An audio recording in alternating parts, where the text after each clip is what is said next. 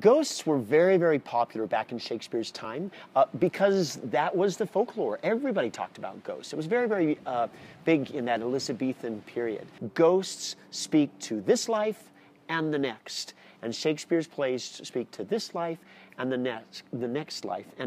And that our lives are consequential, that they don't just end here.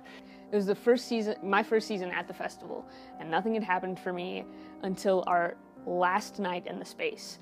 We had already loaded all the wigs out, loaded all the supplies out. We were just making one more loop around to make sure no one else was in here. It was during a production of Romeo and Juliet. I was coming into the auditorium with a friend of mine, and we walked through the side door around the corner, and we both stopped.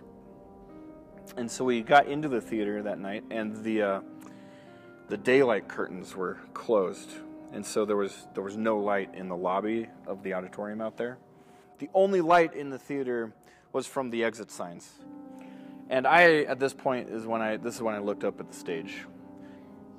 As I entered the diary room, out of the corner of my eye, I saw a figure standing to my left, just to the entrance of the tunnel. And I see a woman in white come from the tunnel that leads up to the Adams stage, through the costume room, and into the dressing room that Chris had just went into. And my friend pointed and said, "Face." So no one should have been in the pipe tunnel. And I saw a guy that looked like he was hunched down, going through the pipe tunnel. And it looked like she was just leaning around right here, just peeking around at us. And you could see right through her. I was thinking that it was one of the guys that was on my crew because he was really tall, but he had red hair.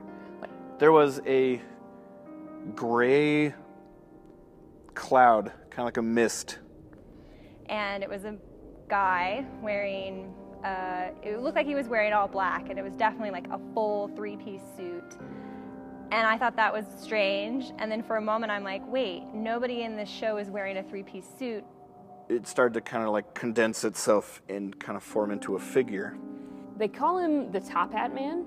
Like he said, it looked like mist, but it moved like smoke, if that makes sense. And the figure started to kind of quiver and shake. It was clearly a person. I could see hair, I could see the dress.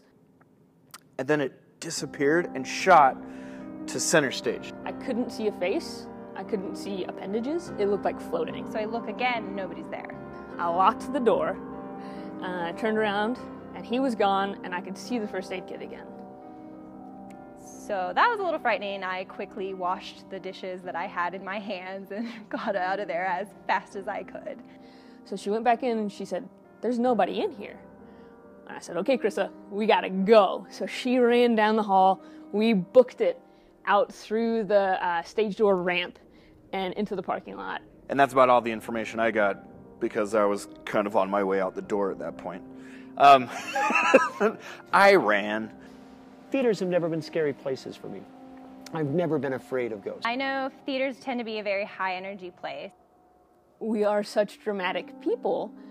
I think the energy exchange between an audience and the actors on stage is something that I think either attracts that kind of energy, creates that kind of energy. So all of that emotion in one place just creates so much energy. I think the energy from all of those high emotions just leaves an imprint in the space that entities can just use to make their presence known. And if I were to become a ghost, I think that I would want to haunt the places that I loved the most. I'm not surprised that there are a lot of ghost legends around theaters, because theater people are a superstitious lot. And one very popular superstition is the curse of Macbeth. Macbeth is a cursed play. I think the reason why it's picked up the reputation for being cursed, and if you don't know this, you're not supposed to say Macbeth in or around a theater. In fact, I have some friends that would be really freaked that we're saying this close. So you don't say Macbeth. You can say it in the context of the play. And if you say Macbeth on plays, you go outside of the theater, you spin around 3 times, you spit or curse over your shoulder, depending on that, you knock on the door, and you ask for re-entry.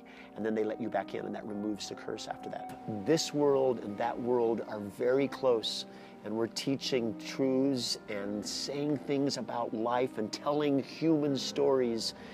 And who wouldn't, other than the paying audience and the other audience, want to join us for a wonderful story about